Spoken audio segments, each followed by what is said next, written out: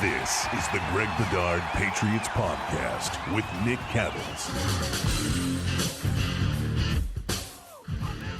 Prize Picks, largest daily fantasy sports platform in North America. Download the app today. Use code CLNS for a first deposit match up to $100. Also, take the guesswork out of buying baseball or even football tickets with the season rapidly approaching with Game Time. Download the Game Time app, create an account, use code CLNS for $20 off your first purchase. Last-minute tickets, lowest price, guaranteed. All right, before we get into the Patriots on the field, Greg, of course, the biggest story, and this is all subject to change, folks. We are recording this at 5 o'clock on Tuesday, okay? 5 p.m. Tuesday is when we're recording this. I don't want people tweeting at us and bitching at us if Brandon Aiyuk gets traded somewhere and you say, well, what happened? Where was your reaction? We're recording this thing, and what happens. Mm-hmm. So let's get into Aiyuk. I guess I'll just start with asking, have you heard anything? Do you know anything with your own reporting as far as what the hell is going on here? Nothing that's really not out there. You know, what I know is that, and this goes back to the offseason. I mean, when we talked about Eliot Wolf and sort of, you know, what we thought the plan was, the Patriots were going to be aggressive in adding a number one wide receiver. And, you know, they've been trying on Brandon Aiyuk the whole time. They've been checking in on him. Didn't look like it was going to happen. You know, as I reported at the time, the San Francisco 49ers were telling anybody who would listen, we're not trading Brandon Aiyuk. And you can understand why, because, you know, they've been knocking on the door of a Super Bowl. They have basically their whole team coming back, and they don't have another wide receiver like Brandon Aiyuk, sort of like that boundary type guy. And so they have, you know, between Christian McCaffrey and Debo and Kittles and Aiyuk, you know, you have an array of different weapons. It's the ideal. And so right. they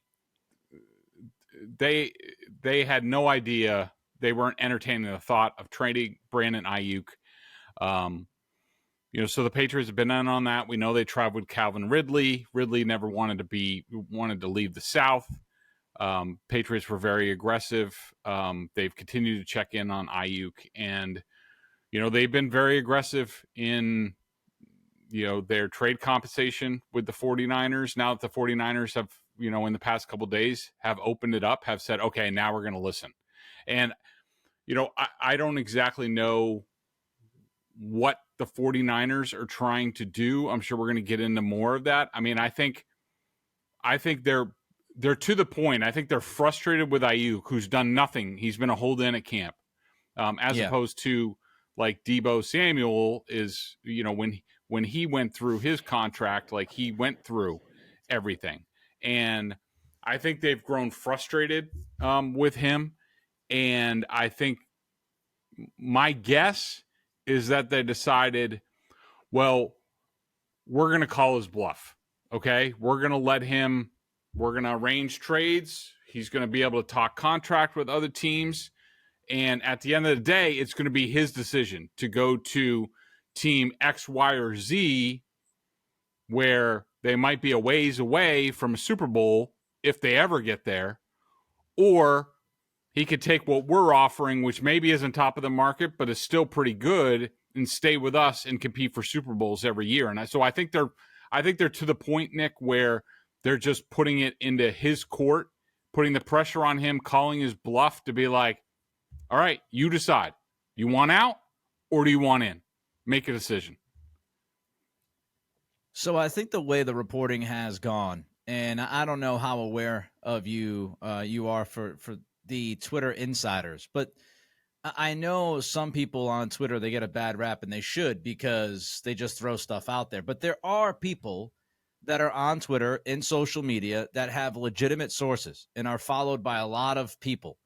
And there's this one person by the name of Pretty Ricky. It's Pretty Ricky 21 something, couple numbers.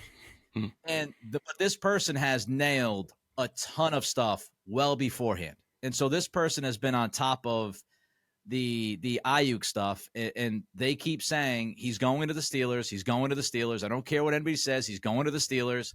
You know, I know what people are saying over the last day or so, but The Steelers are the team to watch. It's the Steelers. It's the Steelers. So if you start to put all this stuff together, the reporting is, oh, well, the Steelers, the Commanders, the Patriots, the Browns, they're in this.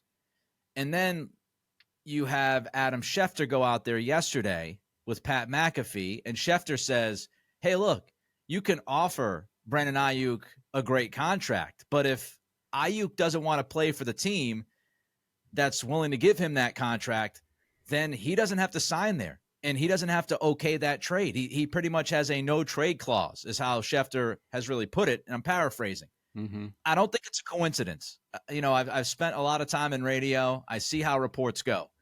I don't think it's a coincidence that later in the day, last night, Matt Mayoko from NBC Sports Bay Area comes out and says, oh, well, the Steelers, they have not met the demands of the Niners, and the Commanders have taken themselves out of this. This is the Browns, this is the Patriots, and the 49ers have okayed the parameters of these deals. And then today, I found this interesting. Schefter starts his day on McAfee saying, there's no chance. Again, I'm paraphrasing, but he says, Pittsburgh's not in this thing at all. 2 hours later, Schefter's like, Pittsburgh's back in this. So you tell me if I'm wrong. You're the reporter here. You're the guy who deals with sources. I don't. The way I think this is being played out behind the scenes is Aiyuk wants to get paid $30 million a year. Niners don't want to give him $30 million a year. So what happens is Aiyuk starts to leak and even say things on the podcasts that he's been on, like Commanders and Steelers, that's where I want to go. I feel like Ayuk's team, or Aiyuk himself, I'm guessing it's his representation, spoke with Schefter and said, yeah, we know that the Browns and the Patriots are willing to pay him, but he doesn't want to go to Cleveland or New England, which in return, the Niners went to Matt Mayoko and said, well, that's nice that Brandon doesn't want to go to Cleveland or New England, but unfortunately for Brandon, Pittsburgh's not offering us anything that we want. So we're not just going to trade him there to trade him there. So these are his options. I feel like that's where we're at. And Aiyuk wants to go to the Steelers. The Niners are pushing back, saying Pittsburgh is not offering. Andrew Filipponi tweeted out just a little while ago, Greg, that, the Steelers are offering Calvin Austin, young wide receiver who has 17 catches. They're offering James Daniels, and they're offering another offensive lineman. They're offering a backup offensive tackle.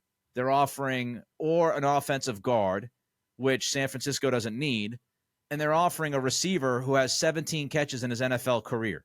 Now, according to Filipponi, the Steelers don't want to move from that. The Niners want Freiermuth or Pickens or a first-round pick.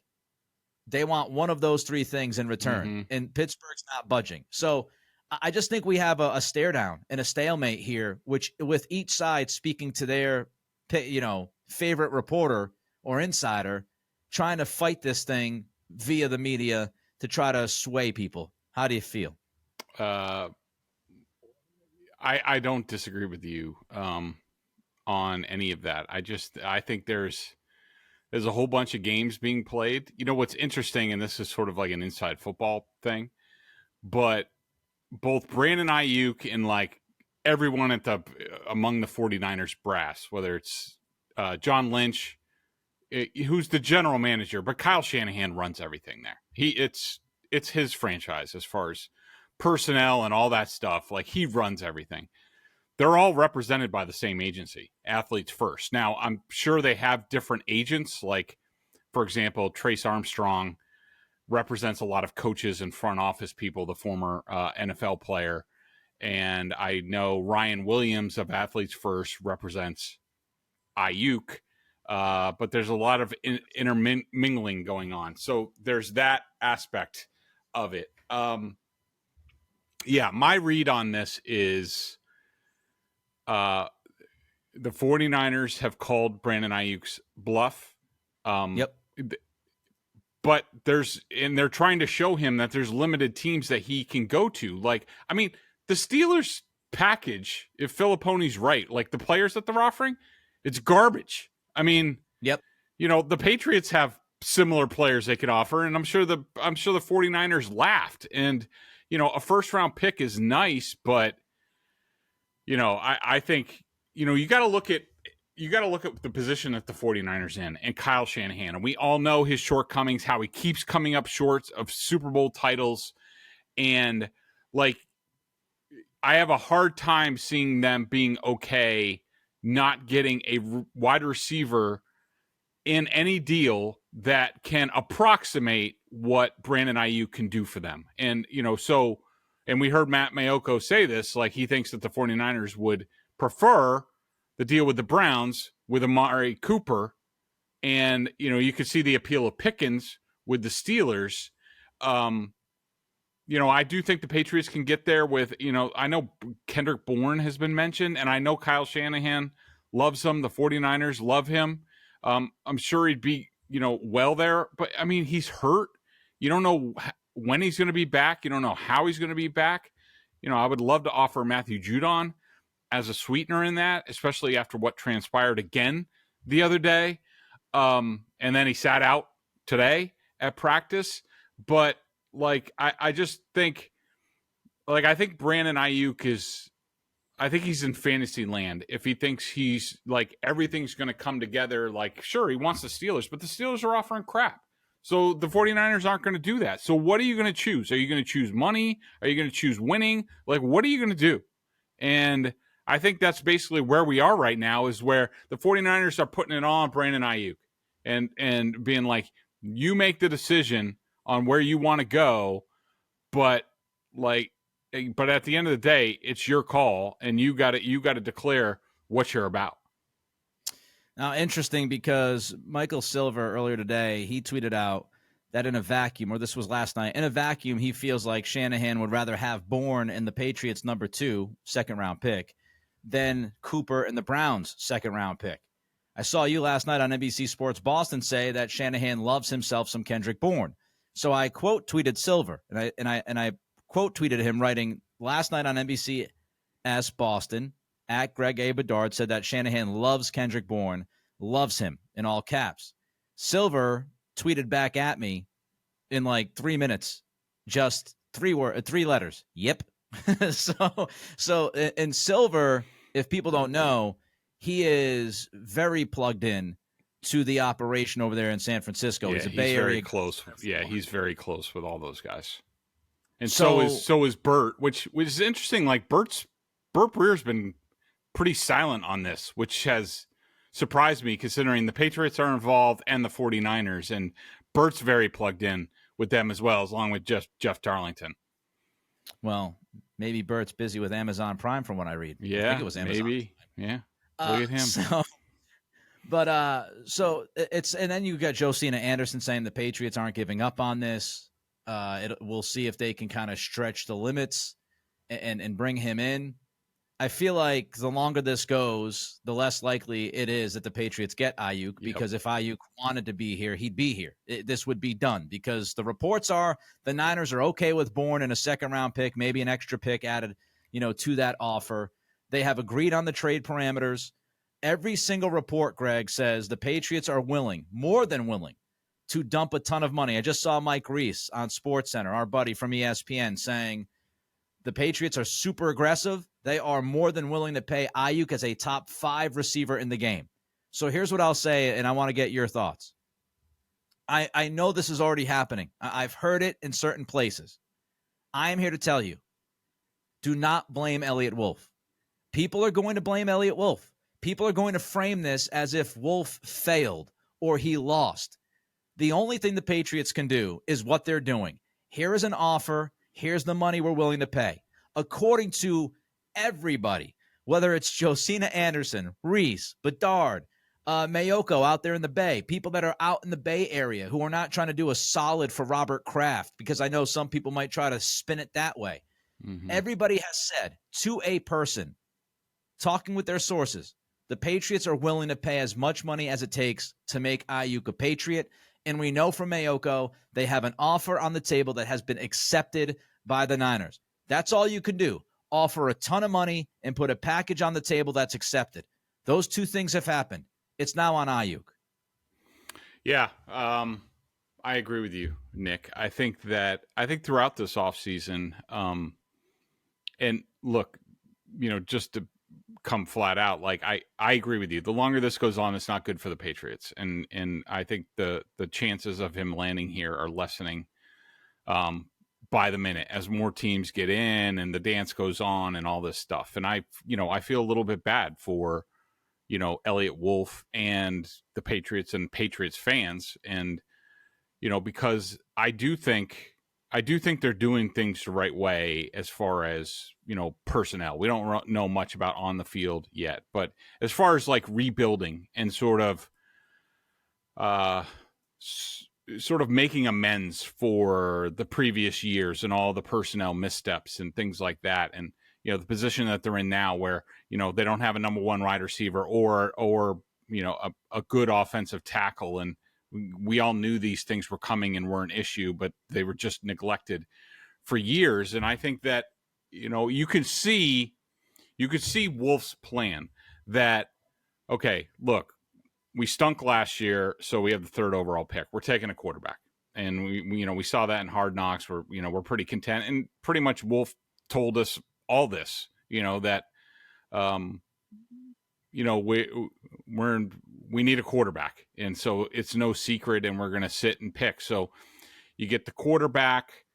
I think they were of the mind that, would they in a perfect world like to draft the wide receiver? And I think that you're going to see the movement towards that coming up in the NFL if it hasn't started already, where like you can't be paying these fees for wide receivers when, in reality, you look at the list of highest paid wide receivers, they haven't really won a whole lot team wise in terms of once these guys got paid top of the market, is that the best thing for your team? But I think Eliot Wolf has been methodical and looks down the road and says like, all right, well, this is what we need.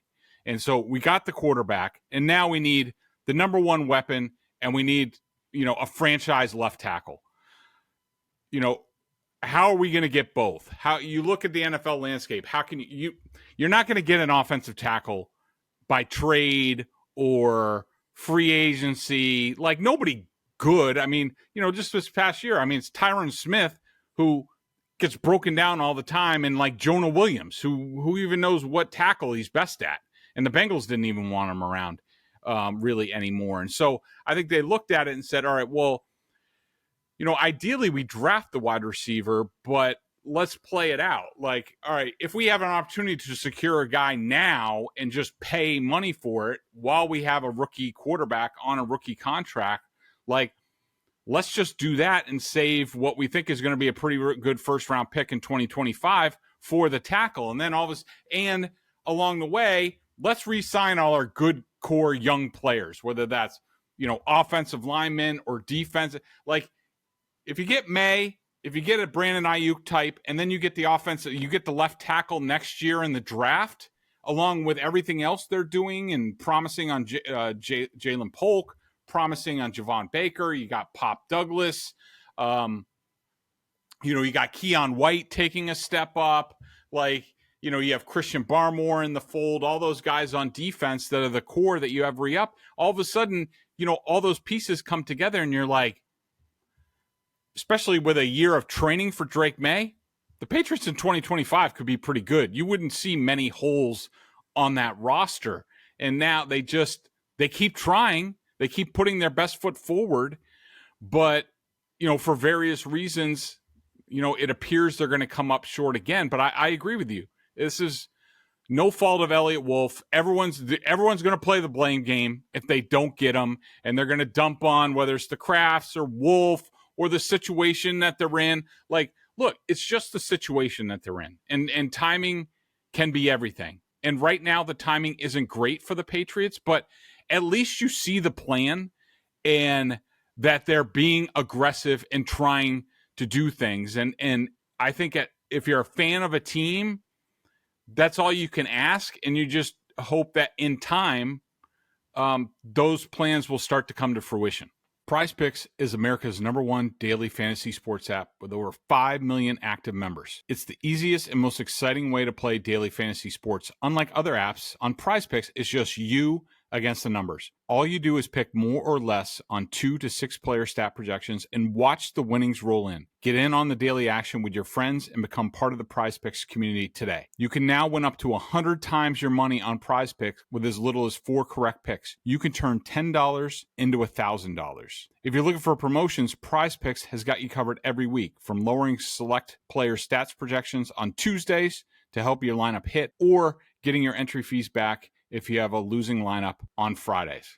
I love using Prize Picks. It's so easy. The app is fun to use. Just for an example, Julian Alvarez, I had for more than 2.5 shots, and LeBron James for more points. Kyle Schwarber for more than 9 hitter fantasy score, and Bryce Miller for more than 4 pitcher strikeouts. Download the Prize Picks app today and use code CLNS for a first deposit match up to $100. That's code CLNS on Prize Picks for a deposit match up to $100. Pick more, pick less. It's that easy. One last thing on this, Greg. I'll just add this for a minute. People will say, oh, well, they got to try harder, give up more. And it's a very delicate balancing act for Eliot Wolf, because you're still trying to rebuild. And if you give up too much, you could be shooting yourself in the ass and hurt yourself down the road. And all I'll say is, from what they have tried here, they tried to pay Ridley. We know the situation, how that played out.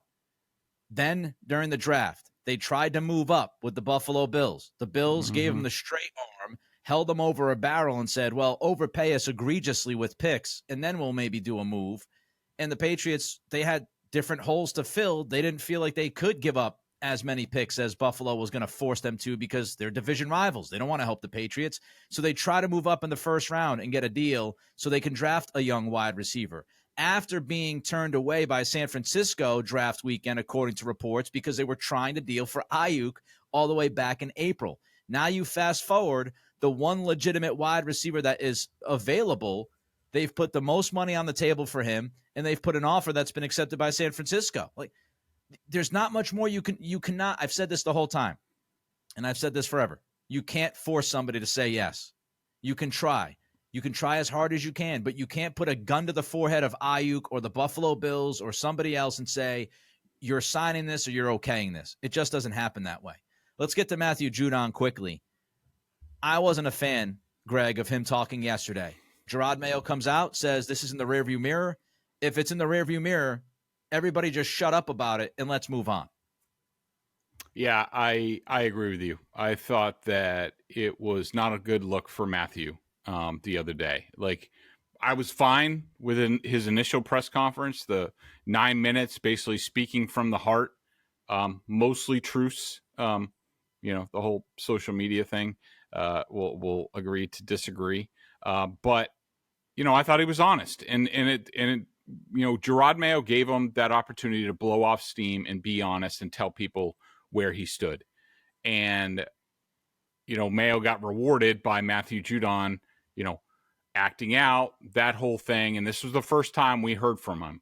And I just thought he came across as obtuse, untruthful in multiple of his answers, and never heard the words. Now, I didn't need to say I'm sorry or I apologize, but just be like, look, and he did say something about like he didn't want to be distracting to his teammates. Well, he obviously was. It was obviously a big deal. It was obviously reflected poorly on Mayo and the organization, and I didn't think he was contrite at all about it. And instead, he threw even more of a temper tantrum. He's quoting his salary at $6.5 million, all this stuff. And then there was that. And then we come out today, and I think he came out with his helmet to start practice. But at some point, he didn't take part in practice at all. Now, he's still in good spirits on the field. But, from what I understand, I don't think the organization is a fan of his act, and I think they're getting tired of it, and something needs to change quickly, because this is just it's a constant story. It doesn't need to be. There's a way to deal with this, and I just think he's dealing with it poorly. I just thought they gave the story oxygen yesterday again, and over the weekend, the speculation was, hey, things could be going in a positive direction. Judon looks like he's having fun out there. Rossini came out, Diana Rossini from The Athletic, and said that, Judon and the Patriots feel like they're getting closer or whatever. It felt like there was some positive momentum. They should have just left it with the positive momentum. And then you throw him out there and he says what he said, and you go right back to square one. All right, let's talk about practice, actual on the field stuff. You want to start with Saturday. What'd you see Saturday? What stood out to you? Saturday. And all of a sudden I'm drawing a blank. Did I write something down in my notes on this? I don't know. I did say, let's talk about practice on Saturday. And why did now I'm blanking why I said that. But in any event, let's just talk about today. All right, let's talk about today. Let's start with Jawan Bentley, who was tweaked with an injury, it looked like today. I saw you tweeting about this. What'd you see? How do you feel about it? Yeah, so I noticed in practice that Jawan Bentley was having his left elbow looked at, and at first it was just the trainers, and they were looking over pretty good and poking him and pulling things and stuff like that. Then they called over a team doctor. This went on for a while, and then Bentley didn't have his helmet anymore and just watched the rest of practice. There looked to be some concern with that. I imagine they're going to do further tests, an MRI or something like that. But, when you're talking about a middle linebacker and how they have to make plays and deal with blockers and stuff like that, it's not good. I mean, we do have a while. So, say he tweaked something, plenty of time for him to deal with that. And, but hopefully I don't think they can lose him. I mean, they can, but it's not ideal, especially on the heels of Barmore and what's going on with Judon. Bentley's like, he's a leader. He's tough. He's out there all the time, plays a lot of snaps. Is he the perfect player? No, but he's good for this team, and he's gotten better every single year. And so, I'm concerned about that he's going to be out for a little bit, but hopefully it doesn't linger on into the season. This is a little bit of an issue now with the injuries, Greg. They're starting to pile up a little bit. We talk about Bentley. Marcus Jones has missed now multiple practices. Yet again, he can't get back on the field after having a pretty damn good start of camp. Tyquan Thornton said today that he's dealing with a soft tissue issue. And yes, I love saying that because tissue issue rhyme. And then you've got offensive tackle, which Calvin Anderson has missed a practice or two. But the big one is, Chuks Okorafor has now missed 3 or 4 practices in a row. Caden Wallace today stepped out for a minute. He had to be looked at. Let's just, I guess we'll go to offensive tackle with the injury talk, because this offensive line, like many in the NFL, Greg, they're not very deep. And you can see the impact of some of these guys when they take, since Okorafor's been out, the domino effect. Are you starting to get concerned if they can't keep guys on the field, how bad it could get? Yeah, and let's also, I don't know if you mentioned him, but Josh Uche hasn't really done much of anything this camp. He runs a lot on the rehab field, but then, doesn't take part. The offensive tackle, we're basically 3 weeks into camp. And just to let people know, to give a sort of reset. So they have the Panthers game on Thursday night. There is some sort of practice, not for the public, on Sunday. Normally that first time back after a game, it's not much. It's like a glorified walkthrough type of thing.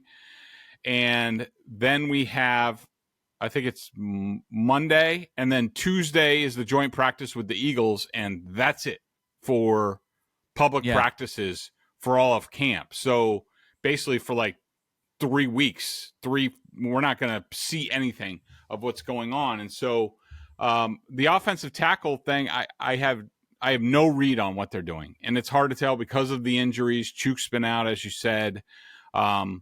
Wallace got dinged up today with his left elbow. He did return to practice, but it didn't look good. He was kind of walking off the field with his arm straight by the end of it. He might miss some time coming up here. Maybe he doesn't play on Thursday night. We'll have to see how he reacts tomorrow. So Vidarian Lowe's been out there for 5 straight practices at left tackle. Yeah. Now, I'm not saying that he's a bum or anything like that because, and we've talked about this before. I mean, it's hard for me to judge a lot of where these offensive linemen were, especially guys like, Tyrone Wheatley, who they already released, and Vidarian Lowe, who were traded for right before the season last year. And I think everybody knows how I felt about the offensive line coaching basically since Josh McDaniels and Carm Brasillo left for Vegas. Then it was Matt Patricia, and Matt Patricia was coaching the offensive line and the offensive coordinator with Billy Yates. That wasn't good. Then this past year, they bring in Adrian Clem, who I tried to warn people about. And, he did have a health issue that forced him off the sidelines, and that was legit. But I don't think he was really doing a lot of good work before that. And so I do think that they're getting good coaching so far. So I leave it open that Vidarian Lowe, I do think he's improved. I think he's been solid. I think that Caden Wallace has been the better left tackle. I don't know why they went off Chukwuekorfor so early. I thought he had potential there, but I mean, I think they've been throwing the tackles in a blender, and this is not ideal. They do still have time to get it settled, but no, you're a little bit worried about what's going on at tackle. As long as they're healthy, which is a big if, I feel like the offensive line, there's a pathway to not be awful. There's a pathway to be good enough. And I would say the interior of the offensive line, even though City So also did not take part in 11-on-11s today for the most part, which is another big issue because So's actually been really good to me. Yep. And I'm not as good as Bedard or Evan Lazar or some of these other guys that break down offensive line play and pad level and punch and slide and kick and whatever the hell else. But just from the layman's eyes, to me, obviously Onwenu, other people have said this, he has been a monster. He has been a monster on the field. Best player, regardless of position, by far. Just ridiculous high level is what Onwenu's looked like at camp. So has been, I think, just behind him as far as offensive line and how they've looked. And you got David Andrews, who's kind of, yes, he's not the same guy, but he's old steady. So the good news is the interior offensive line, as long as they can stay healthy, has looked pretty damn good, which means to me, Greg, all you need, and correct me if I'm wrong, but you've got 4 or 5 offensive tackles that we talk about. If one of those guys can play decent football, just one, then you could help the other tackle spot. Yep. That's all they need. They just need one of these 4 or 5 guys to stay healthy and play average football. Yep, absolutely. 100%. And you were hoping, you felt a little bit easier that it was going to be a core 4, and maybe he gets back out there and healthy because of his experience and, what some of the traits that he showed on film. Caden Wallace has, I think he has exceeded my expectations so far in camp. I think he's had a couple rough days. I don't know how much that has to do with the elbow, but yeah, you're just hoping that one guy sort of grabs the side. At one side, you prefer it to be left tackle, but it doesn't have to be. And then you can help the guy on the other side. It's the middle of the summer. It's hot. But you know what summer means to me? Baseball. I love going to the park. I love supporting the Old Town team. And when I want to go see my favorite team, Game Time is the perfect place to go. Game Time is an authorized ticket marketplace of Major League Baseball, which makes getting tickets faster and easier. Prices on the Game Time app actually go down the closer it gets to first pitch. With killer last-minute deals, all-in prices, views from your seats, and their lowest price guarantee, Game Time takes the guesswork out of buying baseball tickets. I was just looking at the website, gametime.co. They also have the app, Game Time. I was looking, big event coming up, a New York team coming to Boston, red hot hometown team. I got to tell you, the prices are a bit pricey for the first game of the series, but guess what? On Game Time, they have these things called flash deals. So an outfield grandstand ticket that normally costs $152, it's $132, $20 off. That'll get you in the park. That'll get you a good view. nobody in front of you, no poles in front of you. That's the kind of stuff you find when you go over to Game Time. You know what I also love about Game Time? Well, there's a few things, okay? I love seeing the view from your seat on my phone before you buy. That's a must. I won't buy tickets from any place unless it has that. Game Time has it. Also, the all-in pricing shows your total cost up front.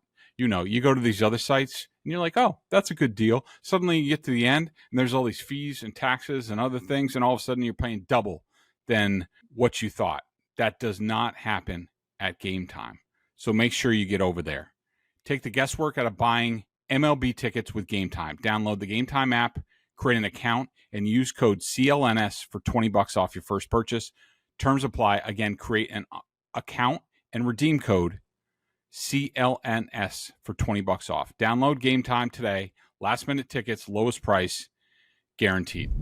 Moving on to the quarterbacks. I know you want to talk about Drake Maye. We'll get to him in a minute, but just your overall thoughts, Greg. I think Jacoby Brissett has looked from the beginning of padded practices last Monday. I wasn't there today, but through yesterday, I'd been by 4 times. I've watched 4 padded practices with these guys. I think Brissett looks like a pretty good NFL quarterback to me. Not great, but pretty good. Clearly ahead of Drake Maye. How do you feel about Brissett's camp? Yeah, I think he's been really good, and you know, people do have to remember that the last time he was a starter in this offense 2 years ago, he was top 10 in the league in QBR, and that was with the Browns, who, you know, I don't think had a lot of things going for them, and also he was thrust into the situation with Deshaun Watson and you know, all of that. And so I think that speaks well of Jacoby. I think the thing that stands out about him, Nick, in practice is like he's at his best situationally. We even saw it today. They had a drive where I think they had to get in the field goal range or something like that, and he came out and he was under a lot of pressure, but he was 4 for 4 and let him down the field for a field goal. And so, you know, that's impressive. Now, you know, Drake Maye and Joe Milton and other people might be more physically impressive in, say, you know, 1-on-1s or 7-on-7s and stuff like that. But when it comes to team play and situational drills, which I think are very important, he clearly stands out. And to me, just every day I have watching practice, I have more and more of a thought of, if this isn't Jacoby Brissett's team right now, it's damn close to being that way. Just, you know, the way his leadership, the way guys respond to him, like all that stuff. You look out there and it's nothing against Drake Maye, and who I think is doing fine and he's making progress. It's just, you know, you could tell Jacoby's, he's been here before. He's 8 years in the league. He's been in this offense. Guys can come to him and he understands what they're trying to do. He delivers the ball accurately on time with good velocity. I mean, he threw a bullet to the left sideline in the end zone today to Javon Baker, who made a sensational grab. I thought it was out of bounds, but it was definitely close enough. But, you know, Jacoby knows what he's doing, and I think that breeds confidence, and you could just tell the other quarterbacks don't know what they're doing as much, which is fine, and that you can understand that. And but to me, you know, there hasn't been much thought about Drake Maye just because of how good and in command Jacoby Brissett has been.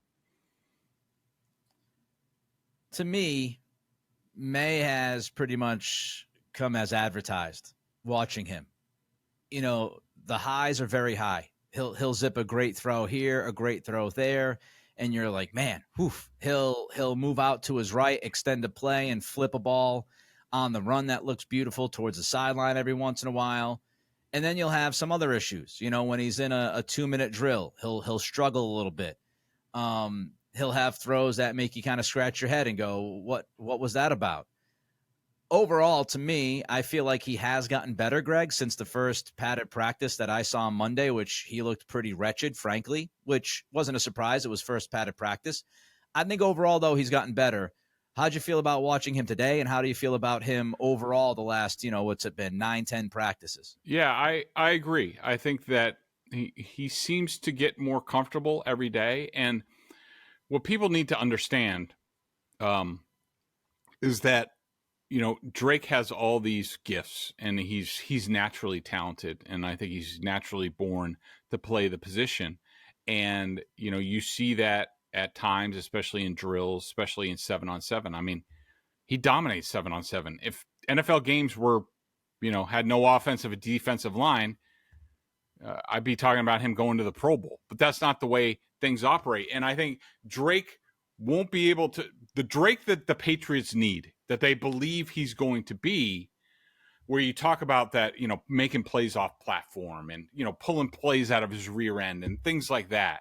Like, all of that is there, but that can't come until he gets the foundation in the offense and, with his mechanics, even though I'm not as worried about that. It's more about, like, and I'm not saying he doesn't know the offense or, can't call plays in the huddle or anything like that. I'm just saying, like, that stuff, the verbiage, the understanding the routes and all this stuff, like, it has to be quick. It has to become second nature.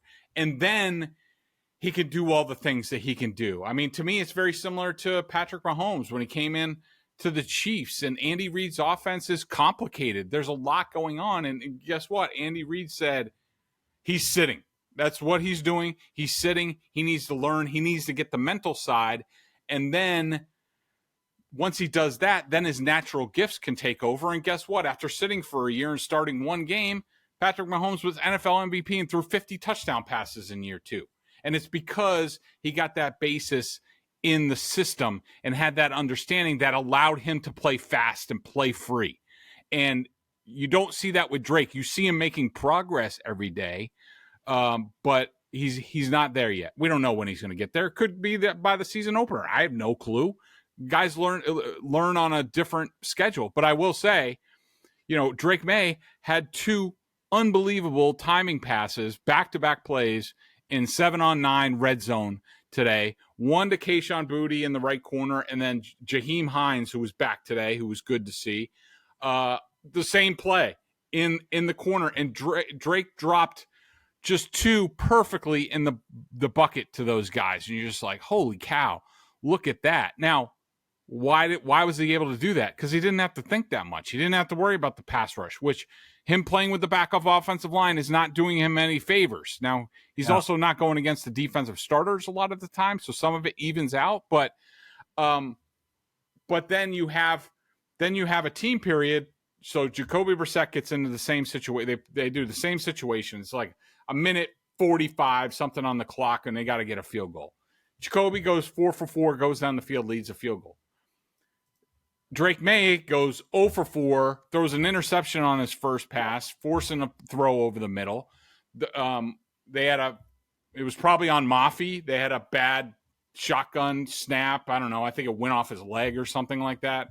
But then he had 3 more throws where he's not making good decisions and he's forcing it into guys who are just covered, guys who are blanketed. And so you see the promise and you see the struggles. And the thing that I take confidence in is that I know Alex Van Pelt and Ben McAdoo specifically know how to get him there, have a plan to get him there. Just let him go through the process. And just for people, if you haven't been paying attention around the league, I mean, Caleb Williams is going to start for Chicago. Of course, he is first overall pick. Chicago is set up for offensive fireworks, so to speak, but what they've done around Caleb Williams, he's in much better shape to do some things. And obviously, Jaden Daniels was just named the Commanders' starting quarterback, which should not surprise anybody because many people thought that, aside from Michael Penix, that, Daniels might be the most pro-ready quarterback in the draft. But the other rookies that you see, J.J. McCarthy, he's not ready. He's QB2 right now in Minnesota. Sam Darnold starting as of right now. Bo Nix. Denver came out and said Jarrett Stidham right now is on the top of the depth chart at quarterback. And, of course, Penix was drafted weirdly by Atlanta, so he's behind Kirk Cousins. But this happens. These guys are young, and especially Greg and I have gone through this. We don't need to relitigate the history of Drake Maye. But he hasn't played a ton of football the last 3 or 4 years. We have to remember that. I mean, there's just a lot of new being thrown at Drake, and he hasn't consistently played football the last 3 or 4 years. So take a deep breath, give him time. Big picture, he's progressing. All right, we want to talk about preseason game quickly coming up on Thursday night. But first, want to remind you, take the guesswork out of buying NFL tickets with Game Time. Download the Game Time app, create an account, use code CLNS for $20 off your first purchase. Last-minute tickets, lowest price guaranteed. Also, our friends at Prize Picks, largest daily fantasy sports platform in North America. You could download the app today. Use code CLNS for a first deposit match up to $100. And finally, check out Bedard Giardi doing great stuff on the Patriots over at BSJ, $50 for the year. All right, Carolina comes to town on Thursday night. Gerard Mayo spoke with the media this morning. Sounds like all 4 quarterbacks are going to play, Greg. What do you think as far as how much each guy plays? What are you anticipating? Yeah, Nick, sort of like all I can do is go off of like what we've seen in practice, especially today's practice, which seemed like a somewhat of a dry run for the game, sort of get certain groupings in together. And, what we saw was Jacoby Brissett worked exclusively with the starting offensive line. I don't think they held over anybody for Drake Maye. Drake Maye got some times with the twos, almost all the twos, maybe a few threes. I'm going to assume, this is a guess, I think the starters are most of them. Like you might see like David Andrews sit for like Nick Leverett. And, also remember, I think you mentioned this earlier, but City So was out today and a bit of a surprise. He was in full pads, but Michael Jordan was out there for him today. I think that Drake Maye is going to play next, and I think he's going to play. I think Jacoby plays, if not a full quarter, upwards of a quarter. I think Maye gets a quarter, possibly into halftime, out of halftime. Then I think it's going to be Zappy, and then I think Milton's in. Zappy I don't think will get a ton of time, maybe like a series, and then Milton will get the rest. That's my best guess. It's really going to hurt Joe Milton's chances of starting at quarterback for this team this year if he's playing. I know. Some people are going to be stunned about that. Tough break. Look, Drake Maye, I would like to see him, Greg. I was talking about this on my podcast, The Nick Cattle Show, yesterday. But I do feel like giving Maye at least a shot, a period at practice with the ones would be something that would be interesting. And I think maybe even needed for the rookie to trust the offensive line and maybe get a few snaps in a row that, you're not getting a crazy snap at your foot or, above your head, or there's a complete offensive line breakdown, or Mitchell Wilcox is dropping a football, or I would like to see that. My hope was, okay, well, that's not happening at practice, but maybe you sit Jacoby Brissett and you play Maye at least a drive or maybe 2 drives with some of the starting players, some of the top guys. Do you think there's a chance of that happening, or do you think this is going to be split? It's going to be cut and dry. Mayo is going to play Brissett with the starters. Those guys go out, and it's Maye in the second unit that go in. I think the chances of that are low. And by the way, let me point out, I don't think there's any grand conspiracy on the part of Alex Van Pelt and Gerard Mayo to hold Drake Maye down because Jacoby Brissett might make them look better in the early going. I mean, I've been covering the National Football League for 20 years and watching on a full-time basis and watching camp practices. One of my tenets from watching over all these years, different coaching staffs and all this, is the coaches and their decisions tell you all you need to know. And we've even heard, Gerard Mayo say, and I don't know if this is at the podium or with Kay Adams or whatever, like, he basically has said when Drake Maye's ready, he'll get his chance.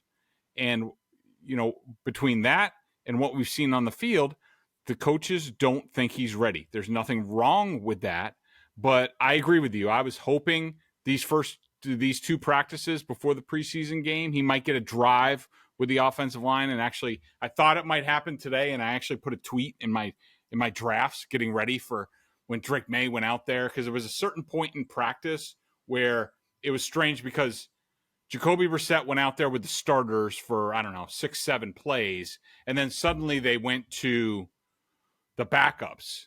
And I've seen this before. Belichick used to do this when Cam Newton and Mac Jones were here. They would do that because they were giving the starting offensive line a breather to go back out there with Mac. So I thought, here we go. We're going to see it with Drake. Didn't happen. And so my advice is just believe what the coaches are telling you and trust in what the coaches are telling you. And, I feel a little bit bad because if Drake gets that opportunity, it's probably going to be behind closed doors after the Eagles preseason game. But you never know. If he goes out there, Nick, I will say this. If he goes out there and plays really well and shows that he could show the coaches on Thursday night that, okay, maybe he's not the greatest practice player in the world, but when the lights go on, he's a gamer and he looks completely different. All of a sudden the coaches go back and they watch the film and they're like, that's interesting.